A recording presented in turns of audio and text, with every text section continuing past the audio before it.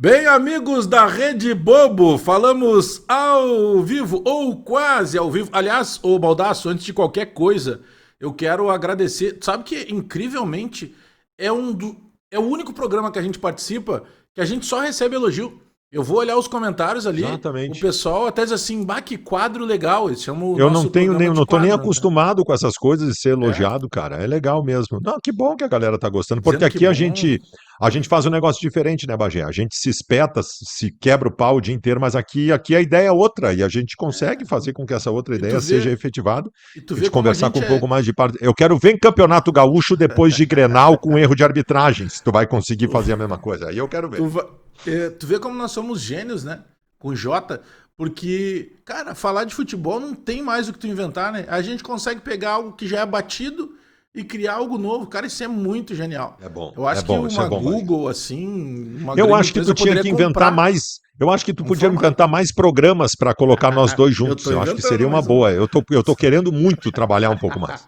Eu tô inventando mais um, só falta tu me dar um ok. Já te dei até as condições de Olha, eu trabalho. vou te contar, mas eu vou bloquear o Bagé. Eu Ah, vou bloquear o Bagé no do mas meu vai ser WhatsApp. bom, é que tu já tá rico, eu ainda preciso ficar, Não, né? não, Tem não, que não, não. trabalhar muito pra isso. Aliás, Ô, Bagé, Baldasso, tu viu o Flamengo e cara, o vi, Paris Saint-Germain, cara? vi. Cara, eu vou dizer uma Cara, coisa pra ti, tá? Tá bem, foi nos pênaltis, cagada do Flamengo e tal, mas eu acho que nós temos uma potência mundial no futebol brasileiro, tá? temos.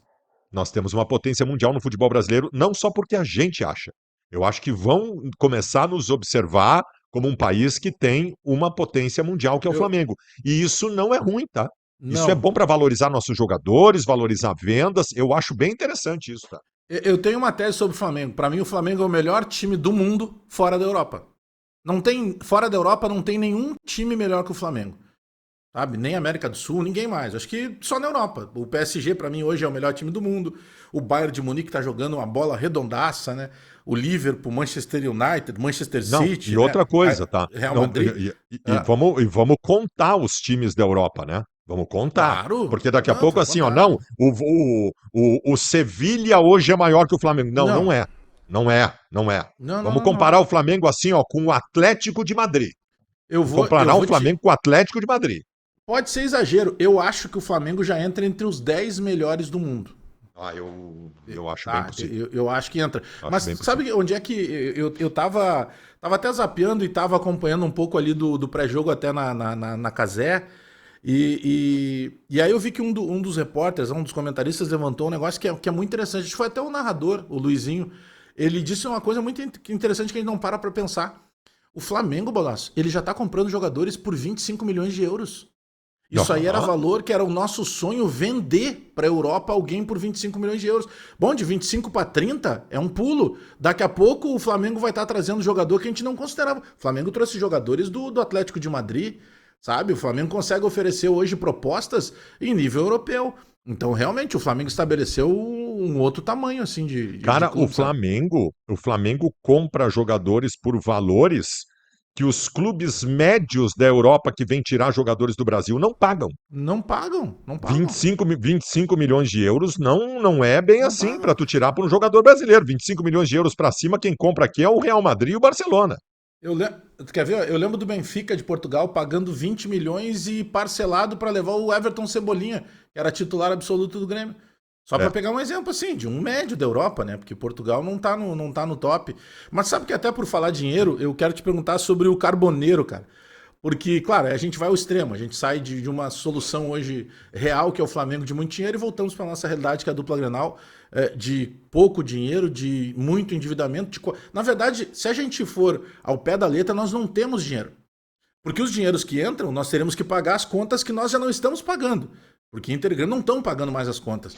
Mas, por exemplo, cara, será que o Carboneiro merece esse esforço financeiro do Inter? Eu acho que ele deu conta do recado no momento. Eu acho que falava muito mais do momento do Inter do que propriamente da qualidade do Carboneiro.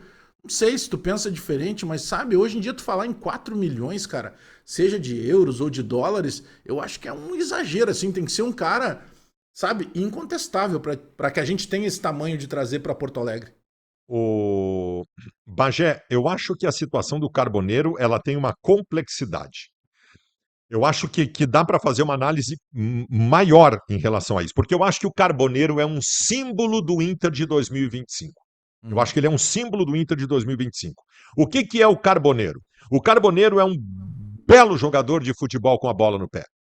Ele é um belo jogador de futebol com a bola no pé. Tu dá a bola no pé dele, ele tem diferenciações técnicas e ele faz coisas legais e fez até no último jogo contra o Bragantino agora.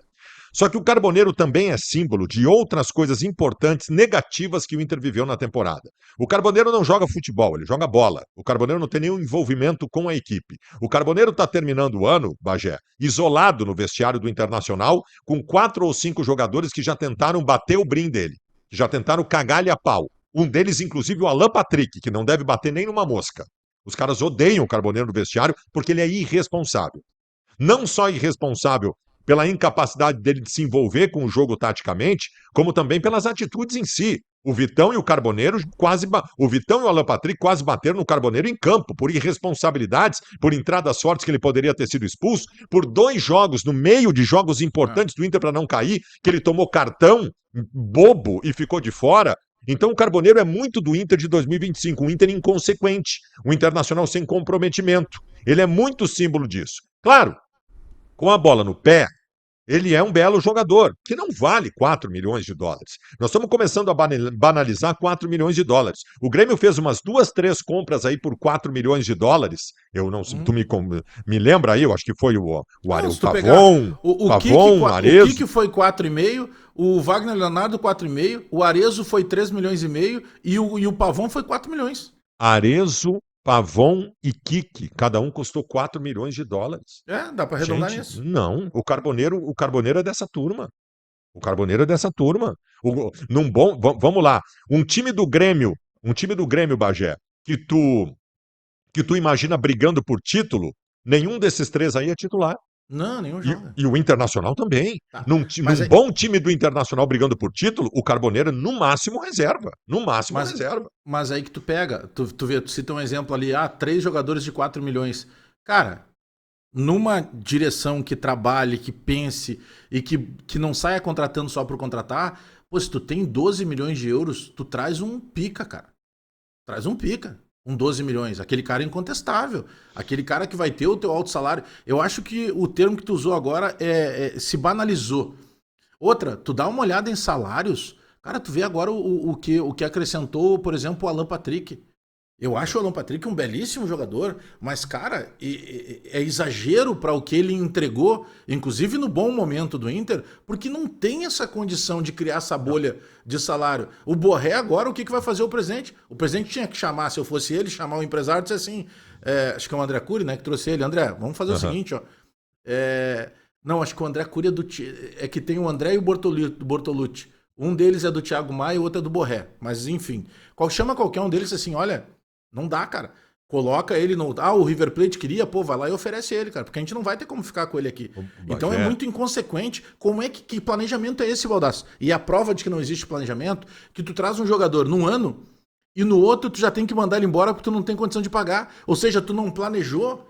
Tu trouxe ele e disse assim: vamos criar o problema e depois ele se resolve. E a gente sabe que não é assim, né?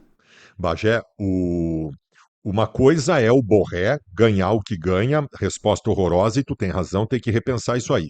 A do Alan Patrick é mais grave, porque o Alan Patrick ganhou um aumento de 70% do seu salário entre o jogo contra o Vasco e o São Paulo, agora na reta final. Porque ele se sentiu ofendido que o Borré ganhava muito mais que ele no Internacional. O Borré ganhava 1.900 e ganhava 1.100. Agora ele ganha 1.900 também. E isso foi tratado. O acordo foi selado do aumento do salário do Alan Patrick entre o jogo contra o Vasco e o São Paulo, o Inter caindo para a Série B. Cara, isso é um escândalo. E eu vou te dizer outra coisa em relação a salários, Bagé. Eu fiz um cálculo ontem que me arrepiou, Bagé. Que me arrepiou. O Internacional vendeu, foi um cara que bateu muito nisso na época. O Internacional vendeu, era 20, mas acabou virando 10%. Acabou virando 10%. O Internacional vendeu 10% dos direitos de transmissão por 50 anos. Por 50 anos. O Inter comprometeu 10% dos seus direitos de transmissão por 50 anos, ganhando 100 milhões de reais. A folha de pagamento do Inter hoje, Bagé, é 20 milhões de reais. O que São eu cinco estou querendo meses. dizer para ti é o seguinte: o Internacional vendeu parte dos seus direitos de transmissão por 50 anos e o valor paga 5 meses de Cinco salário do meses. Internacional. É. Tu tem consciência da gravidade disso aí, cara? Mas aí que tá. Olha isso, cara. É que esse cálculo, sabe o que é mais enlouquecedor? É que esse cálculo, tu pode ter certeza, ele está sendo feito por nós. Ele não é feito por quem fez o negócio. Sabe? A dupla Grenal, e claro, para o meu lado, por exemplo, graças a Deus mudou. Cara, o que está se descobrindo do Grêmio a cada dia que passa. O Grêmio tem Estão caindo os agora. esqueletos? Estão caindo os esqueletos do O, armário? foi na segunda-feira, na terça-feira, a gente fez o programa Futebol Alegria do Grêmio direto lá da Arena. E aí no final ali, conversando com o CEO do Grêmio, chegou o presidente ali. E, cara, eu vou dizer assim, ó, eu conheço o presidente Odorico de muito tempo. Cara, o que ele mudou em 2 semanas. Baldasso, ele era um cara lentinho, ele tá acelerado pra caramba. Eu disse assim, o senhor vai ficar com o cabelo mais branco. Ele disse, Bagé, cada semana tem uma nova aventura. Cada semana a gente É. descobre alguma coisa. O Grêmio deve, só para baixar o transfer ban, 7 milhões. E agora está sendo cobrado do Bright White com mais 7 milhões. Já são 14 milhões. E tem outros tantos jogadores que também têm dívida. E o Grêmio tem. E aí o Grêmio está fazendo das tripas coração. Por exemplo, agora, o Grêmio está mandando para o Bahia o Kike Oliveira. O Bahia está acertando um empréstimo com passe fixado. Não me pergunte como, porque o Bahia é do Grupo City. Em tese, o Grupo City veio para o Brasil para fazer tudo isso que a gente está propondo. E tudo isso que a gente está propondo não tem nada a ver com o Kike Oliveira, porque o Kike Oliveira é insuficiente dentro de campo e só dá problema fora dele. O Kike Oliveira, sabe? Então a direção tá arrumando assim, cara, esse cara não tem mais clima aqui. Tá, mas não podemos deixar ele encostado, a gente tem que fazer dinheiro. Então o que fez a direção agora? Essa venda do Alisson, que entrou, o Grêmio vai receber pelo Alisson lá, vamos botar aí o equivalente a 10 milhões, tá? De reais à vista, assim, quem sabe um pouco mais. O que fez o que tá fazendo a gestão, tá? O negócio do Alisson lá vai fechar 10 milhões de euros, porque daí tem gatilhos e tudo mais. Mas entrou em torno de 4, 5 milhões de euros à vista. O Grêmio já tá pegando esse dinheiro agora, pagando tudo que tem e deixando juro, questão de banco lá pra frente. Ah, bom, não é o ideal? Não, não é o ideal, porque na verdade tu só joga uma dívida mais pra frente. Mas chegou uma gestão que em uma semana já buscou formas de fazer e todo dia chega alguma coisa que contraria aquilo que o ex-presidente tinha falado. Ah, tem uma casa de apostas que vai pagar 53 milhões para a camisa. Eu acho até que foi isso que segurou o diretor de marketing. Aí, 2 dias depois disso, a gente pergunta pro CEO do Grêmio, o senhor diz, olha, para mim não chegou nada. Aí o presidente Guerra vai lá e coloca um print da conversa com o diretor de marketing dizendo, olha, já estou alinhado lá com o Alex, que é o CEO. Ou seja, alguém está mentindo. Mas o CEO do Grêmio, que era importante saber que esse dinheiro vai entrar, para ele não sabe nada ainda. Então, o Baldassi, a gente está falando de Inter e Grêmio, que são duas estruturas gigantescas. A gente está falando de marcas das mais conhecidas na América do Sul. Marcas conhecidas no mundo, marcas valiosíssimas e que hoje, daqui a pouco, o mercado vai começar a olhar com a testa meio franzida porque eles pegaram fama de mal pagadores. Yeah. Quem é que quer jogar num lugar assim? Isso é muito ruim, cara. Isso é muito ruim. Tu sabe que, historicamente, a dupla Grenal teve que se virar com isso. Eu lembro muito, Bagé, da contratação do Fernandão pelo Internacional. O Fernandão estava no Toulouse da França e ele acertou a sua vinda para o Flamengo. Acertou a sua vinda para o Flamengo. E o Fernando Carvalho entrou na parada. O Fernando Carvalho foi lá em Goiânia conversar com ele e tal, e botou uma minhoca na cabeça do Fernandão. E o Fernando Carvalho, genial como era, pediu para o Marabá, volante do Inter, Marabá, um camisa 8 razoável, até acabou não fazendo história no Inter, saiu antes do Inter fazer toda a história que fez. O Marabá tinha jogado com o Fernandão no Goiás. E aí o Marabá conversou com o Fernandão e o Fernandão falou, cara, eu tô indo pro Flamengo. Tô indo pro Flamengo. Claro que o Flamengo não era tudo que é hoje, mas era o Claro. Flamengo. Oferecia um dinheiro muito maior. E só que eu gostei do pessoal aí, né? Gostei do Fernando, esse que veio falar comigo aqui. O que tu pode me dizer? E o Marabá diz, cara, esse clube aqui tá passando por uma total reformulação, tá crescendo pra cacete, tá organizado, não atrasa salário, tá botando coisas cada vez mais modernas aqui dentro da nossa preparação. Nós estamos caminhando para ganhar. O Fernandão veio para cá. Aí eu tento imaginar hoje Que tipo de convencimento? O Alan Rodrigues deu uma entrevista ontem no país dele lá, dizendo que o Inter era um quebra-pau por dia no vestiário. Imagina um cara ligando para o Alan Rodrigues. Tu acha que eu devo ir para o Inter? O que o Alan Rodrigues vai dizer?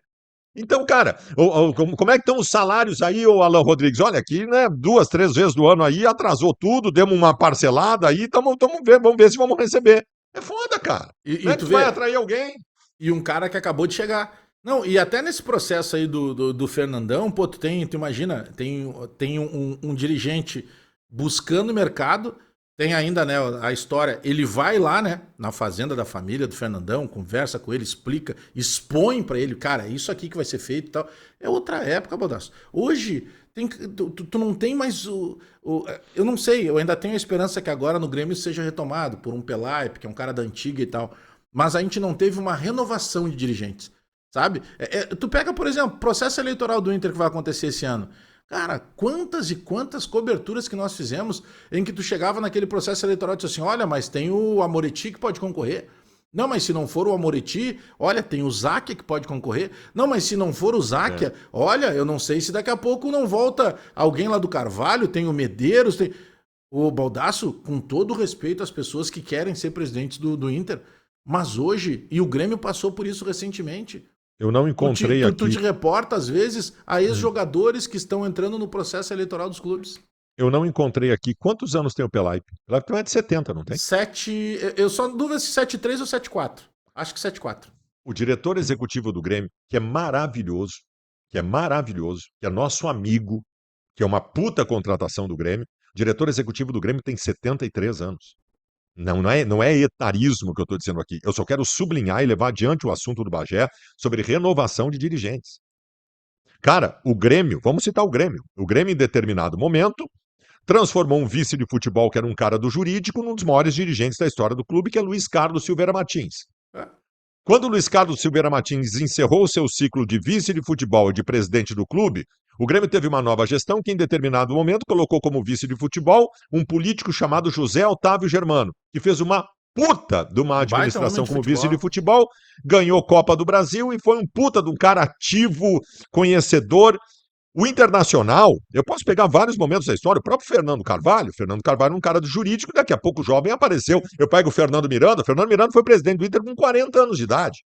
Foi presidente do Inter com 40 anos de idade. Ele tinha um grupo político chamado Inter 2000, junto do Eduardo Lacher, do Interação, era uma gurizada que em 5 anos assumiu a presidência do clube. Eram novos dirigentes que estavam aparecendo e outros tantos. O próprio Vitório Pífero, né, bater na madeira aqui pelo que aconteceu depois, o Vitório Pífero não tinha nenhuma experiência de vestiário. Quando ele assume a vice-presidente de futebol do Inter, ele bota a ordem em tudo e o Internacional passa a ganhar tudo. Então, assim, quem são esses caras agora, Bagé? Quem são esses caras agora? Nós estamos tendo reunião, nós estamos falando da possibilidade, com todo respeito, foi um grande cara, do Luiz Fernando Záquia, seu vice de futebol do Internacional. Luiz Fernando Záquia foi vice de futebol do Inter em 1988, cara. Vai fazer 40 anos que ele foi vice de futebol do Inter. E eu não sei se ele não poderia fazer um bom trabalho. Eu disse, de novo, não é etarismo. Paulo Pelaipe, 73 anos, é maravilhoso. Mas onde é que estão os novos caras, meu? Onde é que estão os novos caras? Porque aí tu vai cair sempre na mesma situação. Tu vai cair sempre dentro da mesma ideia. Houve um momento no Grêmio que tinha aquela coisa do Koff e do Odoni. A gente era feliz e não sabia, quando falava da briga Koff e Odoni, que eram velhos dinossauros e tal. Mas em torno do Koff e do Odoni aconteciam coisas, surgiam pessoas. Hoje não surge ninguém, cara. Aí que tá. Não surge ninguém. Os próprios faziam com que surgissem pessoas. Tu pega, por exemplo, o presidente Fábio Koff, o Rui Costa era advogado do Grêmio, era do corpo jurídico. E daqui a hoje pouco, é um dos melhores diretores executivos do Brasil. Hoje ele é diretor executivo top. Bagé, o Grêmio formou o Rodrigo Caetano, o Rui Costa e o Paulo Pelaipe como diretores executivos, são 3 referências do Brasil. O Grêmio formou 3 diretores executivos que são referências do Brasil hoje, Bagé. Eu vou te dizer uma outra coisa, quando o presidente Fábio Koff começou a botar a mão no ombro do presidente Romildo, no meio do Grêmio, muita gente não conhecia o presidente Romildo. E ele fez um puta de um trabalho quando chega, um dos presidentes campeões de Libertadores, inclusive. Mas aí tu vê o quanto... eu acho que isso foi passando e tem uma prática no futebol que ela é muito ruim. Porque quando ganha alguém, um grupo, o cara diz assim, beleza, eu vou lá, ganhei a eleição do Baldasso. Eu sou, não quero ninguém do Baldasso aqui. Eu não quero que lembrem mais Ah, do nome do Baldasso. a Tá, mas limpa. peraí. Se a gestão do Baldasso realmente foi muito ruim, tem que tirar todo mundo. Mas tem quanta coisa que pode ter sido positiva e os caras passavam por cima de qualquer jeito. Tu pega o Então, Bagé, cara, pega o que aconteceu no Inter na gestão Barcelos. O do Barcelos carvalismo, né? assume, e manda embora o Abel Braga, o Rodrigo Caetano, o Cristiano Nunes, o Daniel Pavan e o Hélio Carraveta. Tu acha que eles foram embora por uma análise técnica? Não foram. No Internacional aconteceu aquilo que a gente mais condena na vida político-partidária quando os governos trocam, que se chama aparelhamento. A gestão Barcelos, ela eliminou, dizimou todo mundo que trabalhava no clube que era de gestão anterior para colocar os seus. Se era competente ou não, se era especialista ou não, né? Eu troquei o Rodrigo Caetano para botar o Paulo Brax, que é um cara que não só era ruim, como não tinha experiência alguma. Não tinha experiência alguma. O Daniel Pavan foi trocado por esse preparador físico do Inter agora que consegue a proeza de fazer com que todos os goleiros do Inter joguem mal. Todos os goleiros do Inter joguem mal. Ele é, né? Ele é um cara regular. Ele faz com que todos os goleiros joguem mal. Isso não é análise técnica, isso é aparelhamento, velho. Isso é aparelhamento do clube e isso destruiu o Internacional.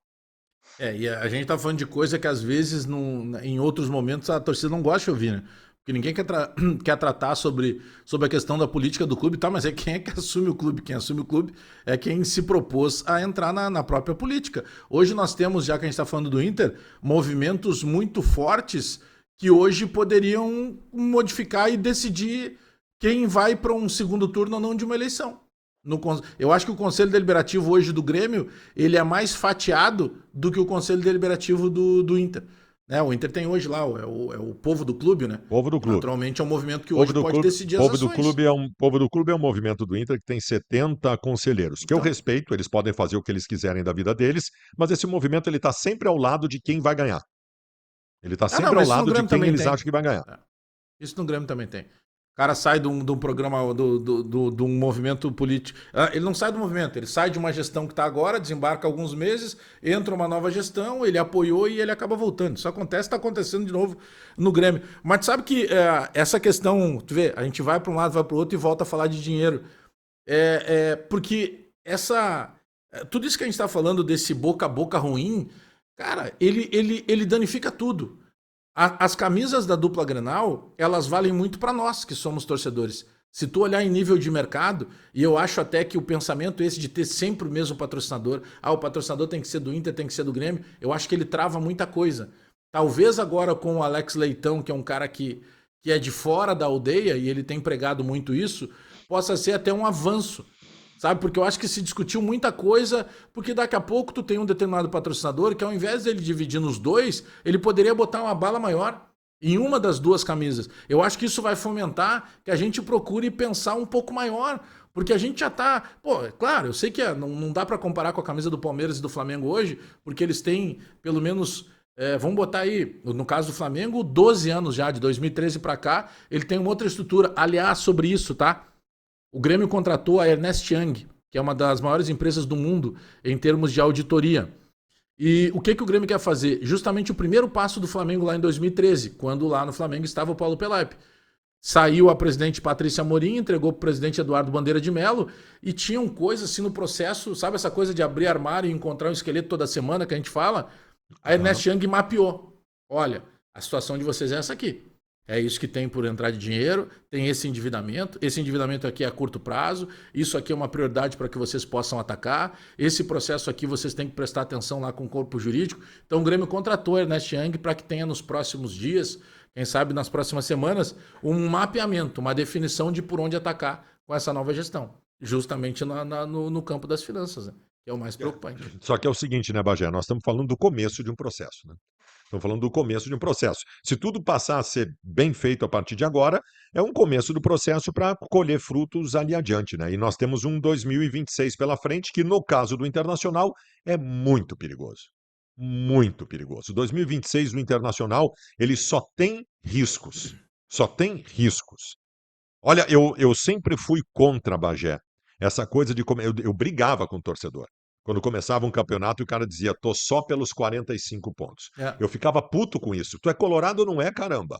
Porra, aqui é o Inter, velho. Vambora, vamos fazer um grande campeonato. Os caras têm mais dinheiro, mas nós somos o Inter, nós já ganhamos muito campeonato na vida, que os outros eram mais ricos, eram melhores e tal. Aqui é o Inter. Velho, em 2000, o Inter estreia dia 28 de janeiro no Campeonato Brasileiro. Eu vou estar com um papelzinho na mão, com uma caneta, anotando cada pontinho para E- chegar aos 45 Eu pontos. vi dos 4 primeiros jogos do Inter, tem 2 pedreiras, né? Não sei nessa ordem, mas tem Flamengo e Palmeiras. Tem um jogo contra a estreia contra o Atlético Paranaense e o Tem o Remo Remo lá lá, em Belém. As Remo lá em 4 Pelé. primeiras.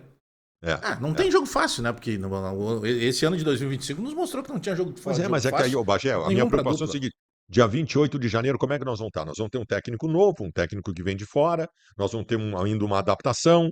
O tempo de Sabe que trabalho. o Campeonato Brasileiro é uma competição que as pessoas têm uma visão errada.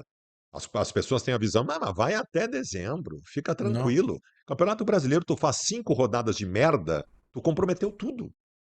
Tu definiu o que tu vai brigar no campeonato, O velho. Baldasso, agora no final do campeonato, eu estava contabilizando uma rara possibilidade de, com mais 2 pontos, entrar numa vaga de pré-Libertadores, por mais difícil que fosse. E tu estava contabilizando que mais 1 ponto daqui a pouco tu não teria sofrido até os 31 minutos do segundo tempo do último jogo. Então, é 2 partidas que vai definir teu futuro lá na frente. E, infelizmente, o nosso futuro ele é sombrio, né? Porque a gente não tem uma expectativa de, por exemplo, conseguir fazer um campeonato. E outra, sabe o que é o pior? O Mirassol fez. O Mirassol mostrou que organização é possível fazer. O Mirassol não tem dinheiro. O Mirassol, o grande jogador do Mirassol foi um jogador que a torcida do Grêmio não queria, eu não queria, por exemplo, que era o Reinaldo. Só que teve um presidente que trouxe um clube limpo de dívida, não deve para ninguém. E outra, esse primeiro trabalho do Paulinho, que foi volante do Barcelona, do Corinthians, da seleção brasileira, é uma coisa, é um case de sucesso, né? Ele conseguiu fazer um time chegar numa vaga direta de Libertadores com um técnico desconhecido, com jogadores desconhecidos. Ele não perdeu o jogo em casa, Baldasso, nem pro Flamengo. Que É loucura. incrível o exemplo do E outra Mirassol. coisa, tem estrutura. O Mirassol tem estrutura. Tem. Eu não sei o que tu acha em relação ao Grêmio, mas em relação ao Internacional, o Internacional virou um clube arcaico. O Inter não tem um centro de treinamentos de verdade. Em 2012, Bagé, o Fernandão deu uma entrevista dizendo o seguinte: 2012, o Internacional tem que se preocupar com a sua estrutura porque o CT do Inter hoje é um puxadinho. É verdade. Passaram-se 13 anos. O centro de treinamentos do Inter continua sendo um puxadinho. Gurizada, os grandes clubes do Brasil têm grandes centros de treinamento. O Internacional não tem nada. O Internacional recebeu uma área em Guaíba lá que eu não sei o que vai virar aquilo lá. O Internacional não tem estrutura, velho. Pelo amor de Deus, nós ficamos para trás em tudo. O Atlético Paranaense tem um centro de treinamentos magnífico há Sim, muitos CT do anos. O Caju. Galo, o Cruzeiro, todo mundo. Porra, Não, cara. pra te ter uma ideia, o Galo fez um novo, que é a cidade do Galo. A Toca da Raposa hoje é a Toca da Raposa 2, ou seja, eles viram a necessidade ali de estruturar. Não é muito pouco. A estrutura do Grêmio até ela é fixa, ao menos. Tem um lado ruim, né? Porque tu tem separado ali o CT e o administrativo, né? Então parece que o clube tá dividido sempre em dois. Tem os gravatas que ficam no lado e o pessoal da operação, os jogadores que ficam no outro. Então, naturalmente, ainda é um quiprocó. Mas é que as instalações do Inter, elas foram, na verdade, improvisadas, né? Porque ali sempre foi o Parque Gigante, né? Ali E era um seguem clube sendo. para receber os sócios, né? Seguem sendo, seguem sendo. O Internacional não mudou nada do que era na década de 80. Aliás, eu achava mais legal na década de 80, porque tinha no gramado suplementar do Beira-Rio os guris treinando de um lado e os Sim. profissionais do outro, que era uma coisa salutar, porque um ficava interagindo com o outro. Hoje nós temos um puxadinho na beira do Guaíba. O Ah, Claudião mas tem a sempre melhor fala disso. esteira do mundo. Dane-se, velho. Ah, o Claudião sempre fala isso, que ele sempre teve uma. Ele estava vendo o treino do profissional, daqui a pouco ele virava de costas e tinha um camisa 7 jogando bem lá no treino, um Claro, ponteiro direito. claro. Ele já, no outro dia, o guri já ia pro outro vestiário e vinha trabalhar com o Não, profissional. Tu não tem essa relação hoje, né? e outra, os guris da base terminavam o treinamento, eles iam tudo pra tela ver os profissionais treinarem. Ficavam babando de inveja e vontade de estarem lá. Hoje, Sim. hoje se perdeu tudo isso. Não, é completamente Cara, diferente, cara. eu tenho uma opinião de que base profissional tem que treinar no mesmo lugar, de preferência no Não, mesmo horário. e o pior é que tem campo ali, né? Ali no Parque Gigante, ali no CT Parque Gigante tem um campo a mais e no CT do Grêmio tem um campo a mais. É só uma questão de estabelecer a logística. E o Inter Mas, treina em né? Alvorada, a gurizada do Não Inter em existe, cara. Alvorada. Mas o É que, aluguel tá em dia lá, graças a Deus. e a gurizada do Grêmio vai para Eldorado. né? Não é tão longe, mas de qualquer maneira não é grudado ali como a gente acha que Que deveria bom. ser, né? Depois É, dessa, que bom que vai tocar o gongo aí, porque eu não é, quero mais nem falar dessas coisas todas. já foi. Ó, Aí, ó, dormiu esqueceu o lá gongo. o Gui. Aí, ó. Ele faz de propósito. Tchau.